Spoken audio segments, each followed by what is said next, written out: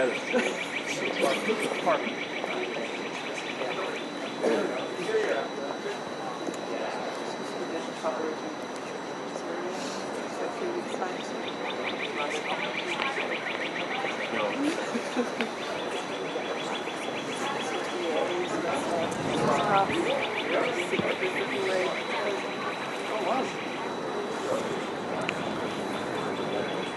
It's funny, anyone with an ID on the extraction of it, so if it's taking the notice of those, it's going to get some single American level. Yes, it should be.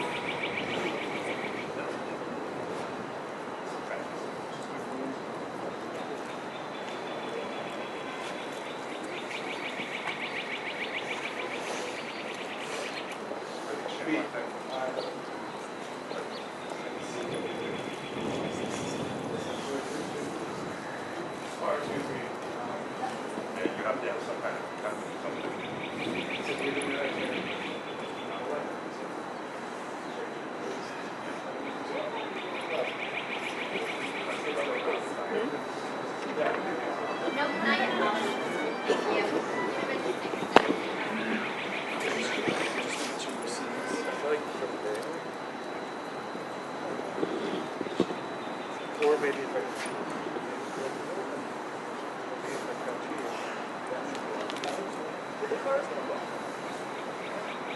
yeah, I hope they do that all the way.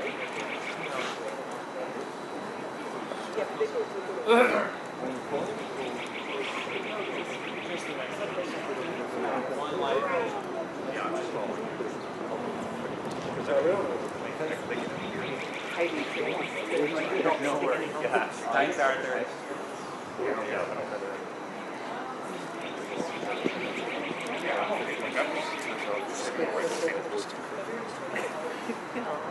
Light.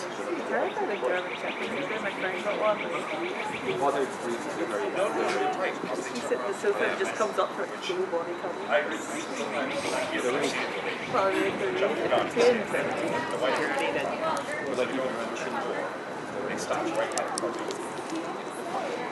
You see it? I was thinking now. We have a small dog over. Yeah. Or did Yes. Yeah. 75 last week. Short t-shirt inside. Yep. Which was that hatch worlds, I think. That's what he wants to do. That's what he wants to do. That twister.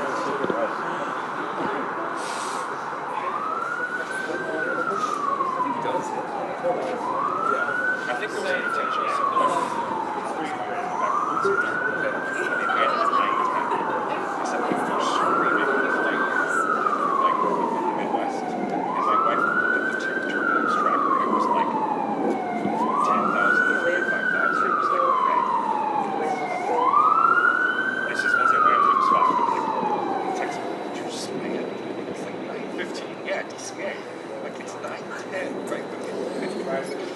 Yeah.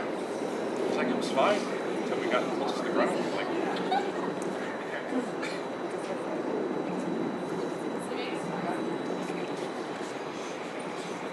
it's beautiful.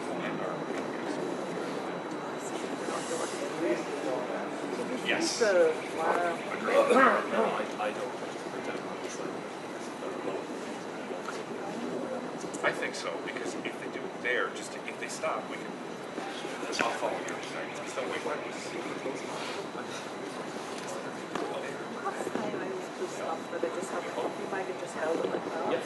Yeah, right. Good call. Just but David was just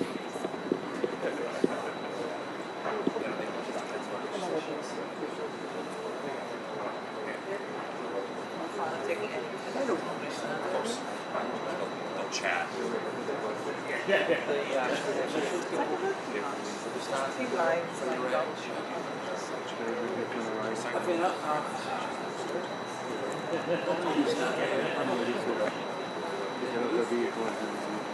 It does. No, they'll stand up the steps. Back door. Yeah, of course.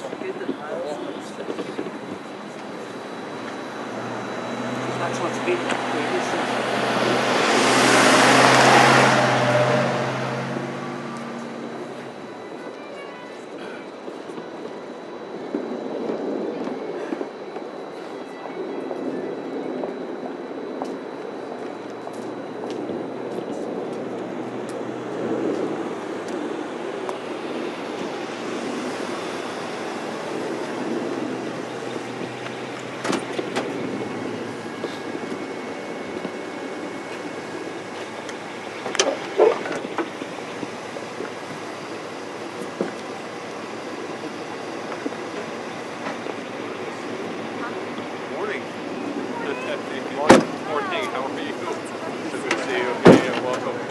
Absolutely. Yeah, we're glad to have you guys. Thank you.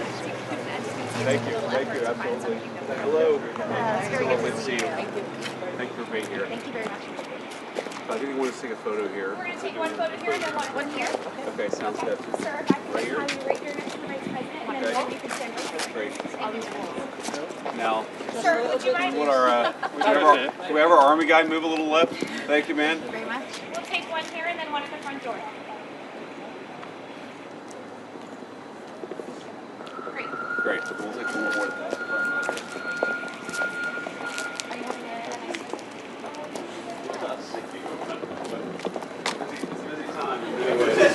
We're going to take one photo here. Maybe I'm set the books that you gave us.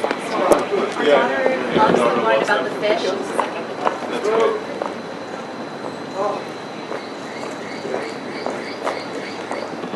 Yeah, I think it's really good last year. Can we get a handshake, please? Okay. I need a little handshake, yes. Thank you. All right, thank you all. Thank you.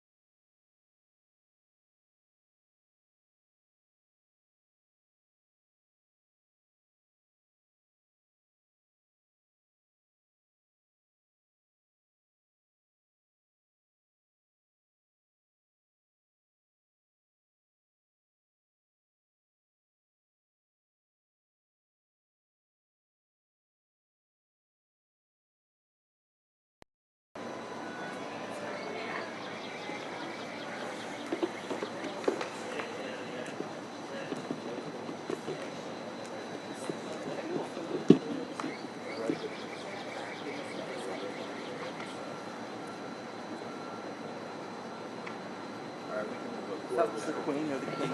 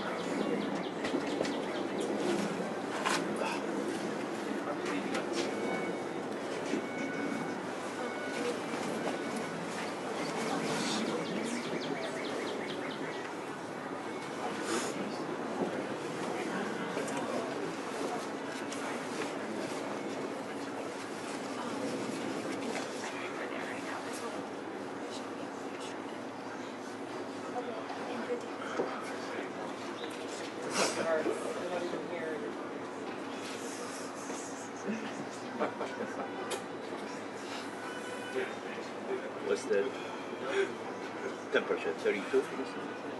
Don't know. I'm on auto tracing. It's a mixture of daylight from the window and like an orange from the lights on the roof. It's very tricky right now.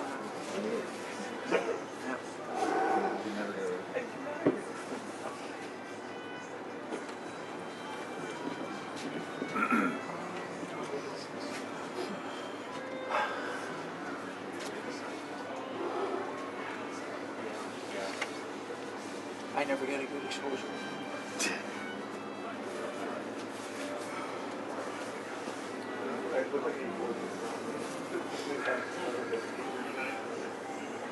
Ah, yeah, the oval looks wide. The oval's almost Oh my God. 28 now. Is it? I mean, we all go in 32, but it's warm. Yeah. And in here, what is it? I don't know. Good question.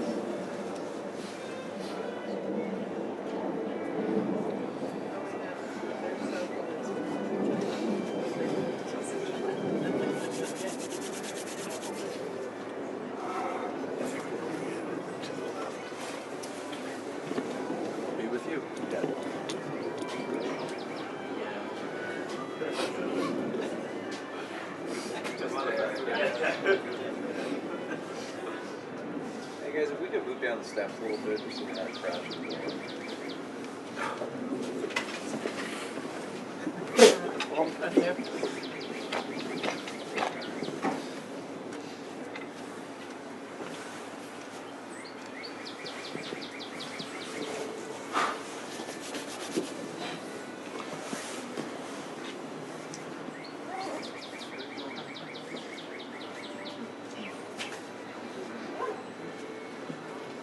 A history with business sports out here.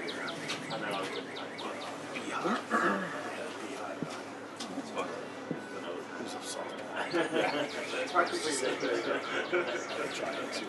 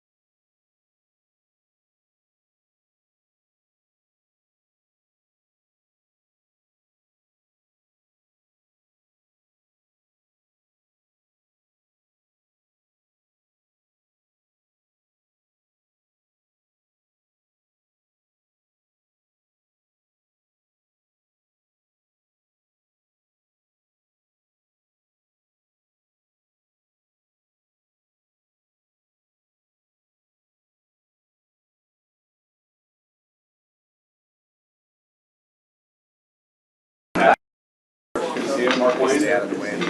He's had a boring couple of weeks. How are you? Good to see you. How we doing? Good, good. All right, so, okay. Is he doing okay? Doing very well. Good. It's good to hear. It'll be a very awkward breakfast if you told me. All right, good. You ready? All right. Well, please, everybody have a seat.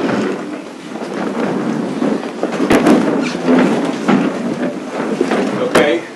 So first of all, welcome to our homes, and we're very grateful to have the Taoiseach of Ireland, effectively, would you call yourself the Prime Minister as well, or is it just Taoiseach? That's a little controversial. Not controversial, but others would like to call me Prime Minister. Okay, But in Ireland, all right. we're called Taoiseach. Okay, sounds good. So we'll call him the Taoiseach. I don't want to cause any diplomatic incidents today. Taoiseach Martin, his lovely wife Mary, who were so kind to our 4-year-old Mirabelle, who's running around upstairs. We may hear her before she goes to school, but thrilled to have you here to celebrate St. Patrick's Day. So to all of Ireland, to all of our wonderful Irish Americans, and to everybody who just loves an Irish American, happy St. Patrick's Day. We're very thrilled to have this breakfast. This is one of my favorite traditions of being Vice President. You get to have this breakfast with our Vice President, or excuse me, with our Irish American community and a lot of our Irish friends. And so I've really had a great time doing this last year, and it looks like we're going to have a good time doing this again this year. So there's so many common cultural sensibilities and common things we can talk about, so many common interests between the United States and Ireland, and that's one of the things that we celebrate here this morning. And I have this just long list of all the investments that Ireland is making in the United States of America, all of the things that we're doing in the country of Ireland. Of course, about 375,000 American jobs depend on the country of Ireland in one form or another, so just an important trading and economic partner. But I actually think that understates the cultural friendship between the United States and Ireland. So many of the greatest Americans were people who came from Ireland, or their families came from Ireland. In the Republican Party, of course, we revere Ronald Reagan, a great Irishman and a great president of the United States. My own friend, Colin Tiernan, my Marine Corps buddy, who I shouted out last year at this lunch, is another great Irish American, is always very proud of it, and is one of the people that I just constantly, I think all of us in America, most of us at least, have somebody who has this deep connection to that island on the other side of the Atlantic, and we love it, and we admired it, and we cherished the incredible friendships that we have and the great things that Ireland has done for the United States of America. So I want to give a few more shout outs here. We have our wonderful ambassador to Ireland, Ed Walsh, who the Taoiseach tells me is doing a great job. Ed, thank you so much for being here. We have a few of my friends from the Senate, but I think we were supposed to have Kevin Hearn here, but unfortunately his alarm clock didn't go off, so we don't have Kevin. We do have the great senator from Alaska, Dan Sullivan, who I'll call up here in a second. Dan, thank you for your friendship. We have Dave McCormick here from the great state of Pennsylvania. I think the first time you've done this breakfast, or were you here last year? First time. Okay, sounds good. We have Mark Wayne Mullen, who is in for a new job, potentially, depending on how his fellow senators feel about it. We have Patrick Collison, one of the great entrepreneurs in the United States today, a very great guy, and of course a proud Irish American. So glad to have you at this breakfast, Patrick, and give our best to your brother. And let me just say one other thing. We have a little gift bag for everybody who's at this breakfast. I think it'll have a pint glass. Of course, this is St. Patrick's Day. But it'll also have a pair of Donegal-style wool socks. And this is actually inspired by my friend Colin. I'm going to shout out here. So last year, when we did this breakfast, Colin said, you have to wear socks that honor the Taoiseach. And so I wore some shamrock socks. I have a different pair of shamrock socks here today. Now, I did that knowing that when we met the president later with the Taoiseach in the Oval Office, I'd be sitting down, he'd see my socks, and he would bust my chops about the fact that I was not wearing boring black socks, but I had these bright white shamrock socks. So we have a slightly more muted shamrock, but we're going to see if the president notices in the Oval Office when we go and visit him in a couple of hours. But let me just say, we are thrilled to have you. Very, very grateful for your friendship, and very, very grateful for everything that unites the people of Ireland with the United States of America. So God bless you. Taoiseach Martin.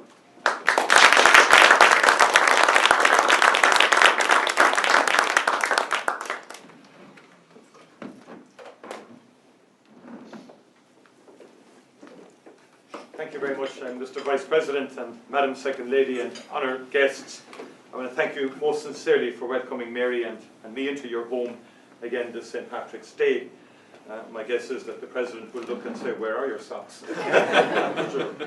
But I think last year we were deeply touched by the warmth of your welcome and generosity of your hospitality. And as I said, we adored your shamrock socks. But that welcome was then, and is again today, a very special start to what for us is an unforgettable day.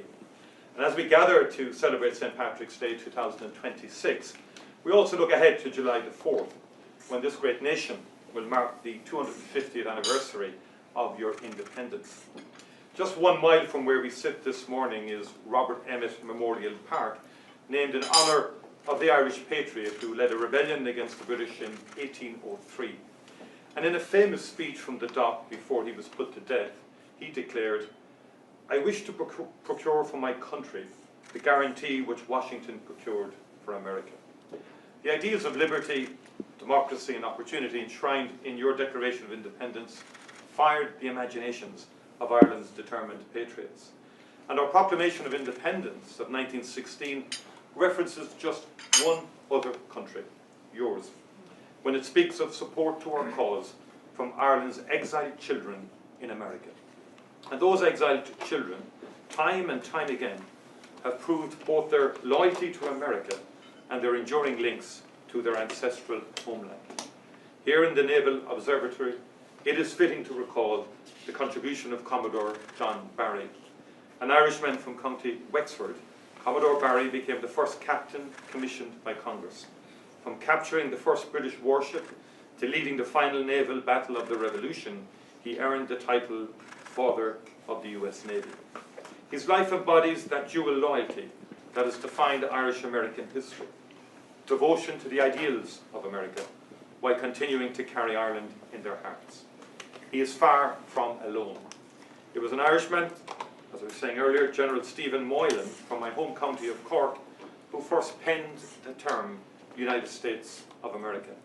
It was John Donlan from County Tyrone who printed the first copies of the Declaration of Independence, the founding document that bore the signature of 3 patriots born on our island. And it was Charles Thompson from Derry who created the seal of the United States, forever immortalizing the great symbols of American strength, peace, faith, and unity. And throughout the 250 years since America proudly raised the flag for freedom, Ireland's sons and daughters sought to repay the gift of opportunity through service to their new homeland. Irish workers helped craft the skylines of America's great cities and fortify the fabric of communities across the land. Immigrants from my home county of Cork moved to Ohio, where they built the roads, canals and railways, which literally laid the foundations of American greatness. The Scots-Irish, who mostly came to Pennsylvania and the Appalachians, an area very close to your heart, brought not only their strong work ethic, but also fiddle tunes, which melded with the African-American banjo to gift the world bluegrass. As firefighters, police officers, nurses, farmers, and presidents, 23 of whom have had Irish heritage, our exiled children from all the rich and diverse traditions across our island have made their mark on this proud land. Today we continue to contribute to American prosperity as a significant economic partner, and Ireland is now the 5th largest foreign investor in the USA, and every morning hundreds of thousands of Americans go to work in almost 800 plus Irish-owned firms. The US-Ireland economic relationship powers the technologies that will define the 21st century and underpin growth in our economies. And Irish companies are pivotal partners in your drive to lead the global AI revolution. In neighbouring Virginia, Irish companies such as Cell Critical Power are providing solutions and support for unprecedented energy demand. And across the US, the technology of another Irish company, Stripe, is enabling the growth of everything from startups to major multinationals. Stripe's success is a wonderful example of an Irish enterprise whose journey is built on investment in America. And I can remember meeting young Patrick as a young scientist at our Young Scientist exhibition when I was Minister for Education, and he didn't even hang around. He went straight to America to create this great company. So, like a brilliant young man with his book. We can both claim it. So just as Ireland has been at the centre of the American story, so the United States helped forge the country I call home. The story of peace on the island of Ireland is one we crafted together. America's unwavering support over decades and from both sides of the aisle made this possible. At the darkest and bleakest of times, you, all of you in this room, kept the faith. And today, that work continues. Parties from across the political spectrum in Northern Ireland, along with the Irish and British governments, continue to work hard to harness the full potential of the Good Friday Agreement. It enables us to deal comprehensively with the legacy of the past and to engage all the communities and traditions on our island around the shared present and future. As I close, Mr. Vice President, allow me to thank you and the Second Lady once again for opening your home to us. Vice President, they say a week is a long time in politics, but one of the greatest Irish writers, James Joyce, laid bare so much about the human soul in just one day. And above all, his book Ulysses is, of course, a journey through Dublin, a journey into the meaning that can be found in the everyday, and at some level, a journey home. As we continue our own journeys, I'm pleased to present you with a special edition of this masterpiece. And it is our hope that this literary token of Dublin recalls happy memories of your and Usha's road trip around Ireland and encourages you and your growing family to make a return journey in the not too distant future. Let me offer our heartfelt congratulations to you both on the news that you're expecting your fourth child. Thank you.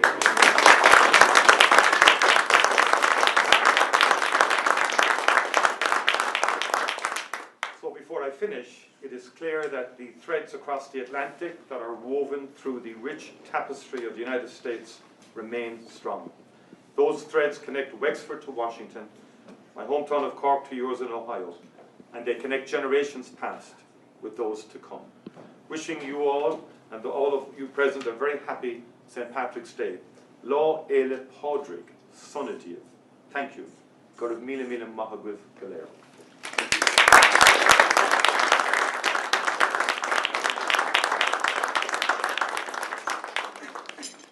So, let me just offer a few more notes of thanks before we kick out the media, and then I want to turn it over to Dan Sullivan for a blessing. So, we also have two very special guests. We have Sean Pender and Marianne Lubinsky, who are the president of the Ancient Order of Hibernians and the Ladies' Ancient Order of the Hibernians. Where do we have them? Thank you guys so much for being here. And I also want to, do we have Lynn here? Ed, where's Lynn? Okay, Lynn, thank you so much for being here. This is our, this is the better half of our ambassador. You've been having a good time the past year, but we're grateful to have you. Okay, that's good. The cameras are on, so we have to. So let me just say one final thing. We have a great and proud Irish American, Dan Sullivan, from the great state of Alaska. And unfortunately, we had to cancel our trip to Alaska a couple of weeks ago. Usha and I were looking very much forward to it, but we figured we'd put you to work. That's your consolation prize. So please come say a blessing before we can start this amazing breakfast. Dan Sullivan.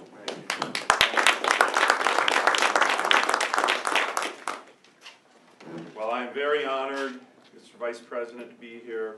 Madam Second Lady, thank you for opening your beautiful home. As an Irish American, I'm very honored to be able to say a blessing and a prayer on St. Patrick's Day. So let me begin with the blessing and a prayer.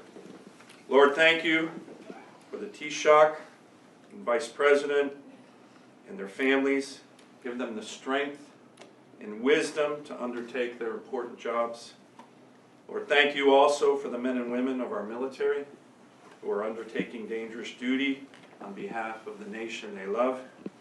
Give them the courage to do their duty and keep them safe. Finally, Lord, thank you for the gift of this food. May we use it to our nourishment and good works. And as part of St. Patrick's Day and many Irish blessings, I thought of one that I was going to use this morning that I've liked a lot. It's an Irish blessing that's very simple. May your home be too small to hold all your friends. Then I thought about that Irish blessing in this residence and thought, maybe that's not appropriate. So here's another one that we all know, and I'll wrap with that. The traditional Irish blessing. May the road rise to meet you. May the wind be always at your back. May the sun shine warm upon your face and the rains fall soft upon your fields. And until we meet again, may God hold you in the palm of his hand. Now that is a blessing that we've all heard. I thought of another blessing this morning. May the coffee be strong, the remarks be brief, and remember, you can always tell an Irishman, but you can't tell him much. I suspect there may be more than a few folks other than myself in this room to whom that description occasionally applies. So let's all remember that on this day we have the luck and wit of the Irish with us today. But let's have that all days. Thank you again, Mr. Vice President. Thank you. Amen.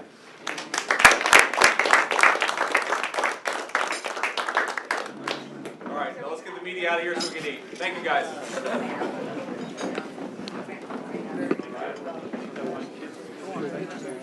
Get out of your way.